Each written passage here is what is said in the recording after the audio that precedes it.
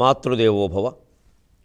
ఈ మధుర స్వరార్చనములు ఈ కమనీయ కవిత్వ సంపదల్, ఈ మురిపాల దేవతలు ఈ పలు రంగుల రంగవల్లికల్, ఈ మధుర స్వరార్చనములు ఈ మహనీయ కవిత్వ సంపదల్, ఈ మురిపాల పండుగలు ఈ పలు రంగుల రంగవల్లికల్, ఈ మమకార బంధములు ఈ మమకార బంధములు, ఈ నదులీ సరసుల్ సముద్రముల్, ఈ మధుర స్వరార్చనములు ఈ కమనీయ కవిత్వ సంపదల్, ఈ మురిపాల పండుగలు ఈ పలు రంగుల రంగవల్లికల్, ఈ మమకార బంధములు ఈ నదులీ సరసుల్ సముద్రముల్, నీ మహనీయ గర్భమున నే జనించుటగాదే చేకురిన్, నీ మహనీయ గర్భమున నే జనించుటగాదే చేకురిన్.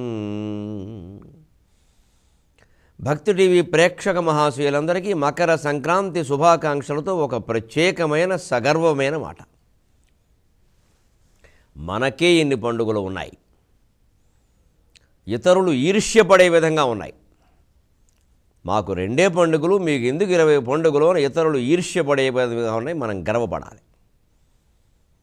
ఇన్ని పండుగలు, ఇంతమంది దేవతలు, ఇన్ని రకాల రూపాలు, ఇన్ని రకాల ఆరాధనలు ఎందుకు అంటే ఏకం సత్ విప్రా బహుధా వదంతి. మనం ఎన్ని విధాలుగా ఉన్నామో మన దేవతలు అన్ని విధాలుగా ఉంటారు, వారి రూపాలు అన్ని విధాలుగా ఉంటాయి, వారి ఆరాధనా విధానాలు అన్ని విధాలుగా ఉంటాయి. కొన్ని కోట్ల మంది ఒక దేవుణ్ణి పట్టుకుని వేలాడవలసిన కర్మ హిందూ ధర్మానికి లేదు. ఎన్ని కోట్ల మంది మనం ఉంటే అంతమంది దేవతలు ఉంటారు. కారణం, నువ్వే దేవుడివి అని తెలుసుకోవడం కోసం ఏర్పడింది వైదిక ధర్మం. ఎవడో దేవుడని వాడికి దండాలు పెట్టాలని, వాడికి సాష్టాంగం పెట్టాలని ప్రచారం చేస్తున్నవి ఇతర ధర్మాలు. ఏది గొప్పదో మీరు నిర్ణయించుకోండి. ఆత్మవిశ్వాసం పెంచేది, పరమాత్మ విశ్వాసం పెంచేది, మనమే దేవుడను నిరూపణ చేసేది గొప్పదా? ఎవరికో మన దాసోహం దాసోహం దాసోహం అని సేవకుణ్ణి చేసేది గొప్పదా? ఆత్మవిశ్వాసాన్ని, పరమాత్మ విశ్వాసాన్ని పెంచేటువంటి హిందూ ధర్మానికి, అందులో ప్రధానమైన సంక్రాంతి పండుగకు మీకందరికీ శుభాభినందనలు తెలియజేస్తూ, కవితా సంక్రాంతి పేరు మీద ఈవేళ సంక్రాంతిని గురించినటువంటి చమత్కారమైన పద్యాలు చెప్పుకుందాం. రంగవల్లికలు, ముగ్గులు ఎంత అందంగా ఉంటాయండి. ముంగిట రంగవల్లికలు ముగ్ధల ముద్దులు మూటగట్టగా, ముంగిట రంగవల్లికలు ముగ్ధల ముద్దులు మూటగట్టగా, పొంగిన భక్తి భావముల శ్రీసతి భూసతి గోభిరూపమై, పొంగిన భక్తి భావముల భూసతి శ్రీసతి గోభిరూపమై, రంగని రంగ రంగయని రంగములో హరిదాసు పాడగా, రంగని రంగ రంగయని రాగముల హరిదాసు పాడగా, అంగములెల్ల పొంగవకు అంగములెల్ల పొంగవకు ఆకళలే మకరాంక వేళలై, అంగములెల్ల పొంగవకు ఆకళలే మకరాంక వేళలై. ఎప్పుడో ఏలూరులో చేసిన ద్విశతావధానంలో 200 మంది పృచ్ఛకులతో చేసిన దాంట్లో మా గురువుగారు మాకు చిత్రలేఖనం నేర్పిన ఉపాధ్యాయులు, ఆయన బాగానే నేర్పారు కానీ నాకు బొమ్మలు రాలేదు. తమ్మా సత్యనారాయణ గారిని ఆయన అడిగారు ఈ విషయం. అబ్బాయి నువ్వు శిష్యుడు కదా, ఎలా చెబుతావో చూస్తాను, సంక్రాంతి ముగ్గుల్ని వర్ణించవయ్యా అని అడిగారు. అప్పుడు చెప్పింది ఇది. ముంగిట రంగవల్లికలు ముగ్ధల ముద్దులు మూటగట్టగా, అందమైనటువంటి తెలుగింటి ఆడపడుచులు వెన్నెల కిరణాల లాంటి నా సోదరీమణులు వంగి రంగవల్లులు తీర్చుతూ ఉంటే వాళ్ళ ముద్దులన్నీ మూటగట్టి అక్కడ పెట్టినట్టు ఉంటుంది. ఎంత కళగా ఉంటుంది. పొంగిన భక్తిభావముల భూసతి శ్రీసతి గొబ్బిరూపమై, శ్రీ వెంకటేశ్వరునికి భార్య లేనటువంటి భూదేవి శ్రీదేవి గొబ్బిళ్లలాగా అక్కడ ప్రకాశిస్తూ ఉంటారు. భూమి మొత్తం ఒక గొబ్బిగా మారిపోయిందా. గొబ్బి అంటేనే శ్రీ మహాలక్ష్మి అని అర్థం. రంగని రంగ రంగజని రాగముల హరిదాసు పాడగా, దాసరులు ప్రత్యేకం ఒక కులం వారు హరిదాసులు, అందరూ కాకూడదు. భారతీయ ధర్మంలో ఉండే విశేషం అదో కులం, అదో వృత్తి. అందుకే అప్పటి నుంచే గాయకులను దాసరులు అంటారు. ఆ దాసరి వంశానికి, దాసరి కులానికి చెందిన వారే గాయకులు కావాలి. అది కూడా ఒక వృత్తే. వారు మధురంగా పాడతారు, వారికి జన్మతః వస్తుంది. అది ఇంకోటికి ఏదో అభ్యాసం చేయాలి, వాళ్ళకి అక్కర్లేదు, వాళ్ళ జంజువుల్లో ఉంటుంది. పైగా ఆ హరిదాసు పాటకి మనం ఏమిస్తున్నాం, ఆయన మనకి ఏమిస్తున్నాడు? పిడికెడు బియ్యము ప్రీతిగా గైకొని హరినామధరమిచ్చు కరుణతోడ అని సాగరఘోష కావ్యంలో సంక్రాంతిని వర్ణించాను నేను. ఎంత గొప్పది ఈ పండుగ! మనమేమో గుప్పుడు బియ్యం వేస్తున్నాం, వాడు గుండెల్లో ఉండే దుఃఖాన్నంతా పోగొట్టే హరినామ సంకీర్తనని మనకి వినిపిస్తున్నాడు.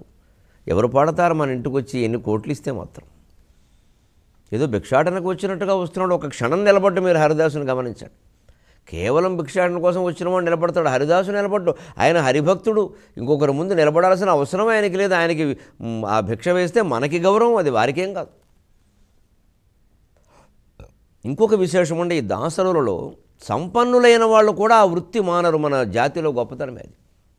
కాళహస్తి మహత్యం కావ్యంలో ధూర్జటి వర్ణిస్తాడు.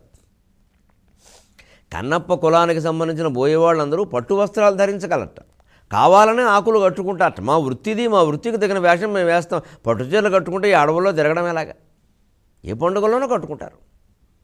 అలాగ సకల వైభవాలు అనుభవించగలిగిన స్థితి ఉంది కూడా. సహజమైనటువంటి కులవృత్తిని మానకపోవడం ఉందే, అది వైదిక ధర్మం. అందుకని దాసులు సంపన్నులు, వాళ్ళేం భేదవాళ్ళు కాదు, బెచ్చగాళ్ళు కాదు. కానీ అలా వెళ్ళడం, ఆ పాట పాడడం, ఆ బియ్యం తీసుకోవడం, దాన్ని వండుకుని తినడం, అది వాళ్ళ ధర్మం. పైగా ఒక లెక్క ఉంటుంది. వాళ్ళు కొన్ని ఊళ్ళలోనే భిక్షాటం చేస్తారు, అన్ని ఊళ్ళలో వాళ్ళు చేరు. ఈ దాసరికి ఈ ఊరు, ఈ దాసరికి ఈ ఊరిని కేటాయించుకుంటారు. అలాగే గుప్పెడు బియ్యం మన దగ్గర తీసుకుని గుండెల్లో ఉండే దుఃఖరాశుల్ని సమస్తం కూడా కర్పూరం చేయగలిగినటువంటి శ్రీహరి నామ సంకీర్తనను మనకెంతో అందిస్తున్న హరిదాసులకి మనం పాదాభివందనం చేయొద్దా? రంగ నిరంగ రంగయని రాగముల హరిదాసు పాడగా. ఇదివరకులో ఈ ఇంట్లో ఎటువంటి గాయకులు ఉండేవారో హరిదాసుల కారణంగా బయటపడేది.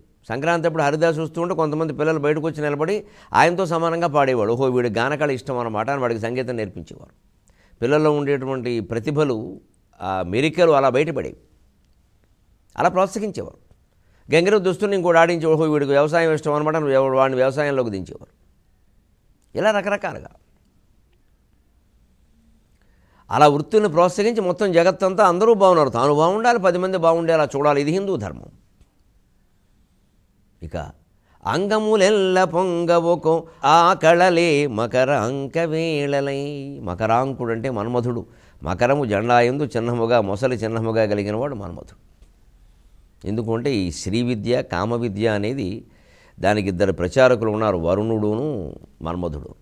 అందుకని ఆ వరుణుని యొక్క వాహనమే మొసలి, అదే మన్మధుడికి కూడా వాహనం. నంది విద్యా నటేశ్వరి, నందీశ్వరుడు కూడా శ్రీ విద్యా ప్రచారకుడు. బ్రహ్మ విద్యా ప్రచారకులు నారదుడును వశిష్ఠుడును. ఈ శ్రీ విద్యా ప్రచారకులు వరుణుడు, మన్మధుడు, నందీశ్వరుడు వీళ్ళందరూ. అందుకని వరుణుని వాహనమే మన్మధుని వాహనమైంది. అలాంటి రంగవల్లికలు తీర్చిదిద్దిన సోదరీమణులందరికీ సంక్రాంతి శుభాకాంక్షలు తెలియజేస్తూ ఒక్క సరదా పద్యం, ఎటువంటి పదాలు ఇచ్చినానండి, అవధాని తన చమత్కారాన్ని వినియోగించి మంచి పవిత్రమైన పద్యం చెప్పచ్చు.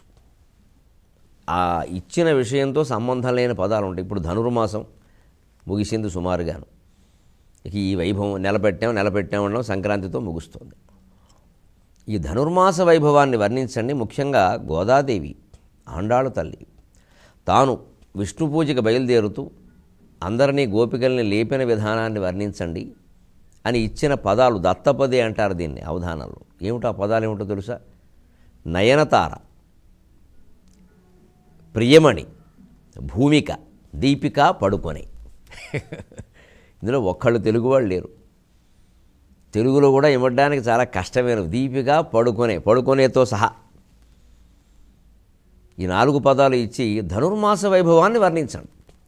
కానీ తెలుగు భాష గొప్పతనం చూడండి.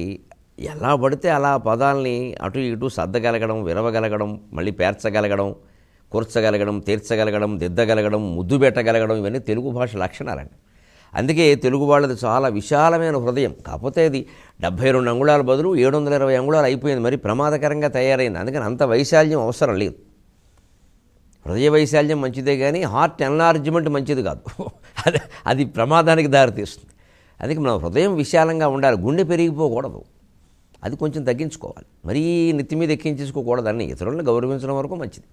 ఇక మన స్థానంలోంచి మనల్ని కదిలించే విధంగా వారిని ఆహ్వానించకూడదు. అలాగే ఆహ్వానించాం అందరినీ, ఇప్పుడు వాళ్ళు ఎన్ని కోతలు కూస్తున్నారో మనం చూస్తూనే ఉన్నాం. పావు గంట మీరు తప్పుకుంటే మేము చూస్తామనే వాళ్ళు తయారయ్యారు.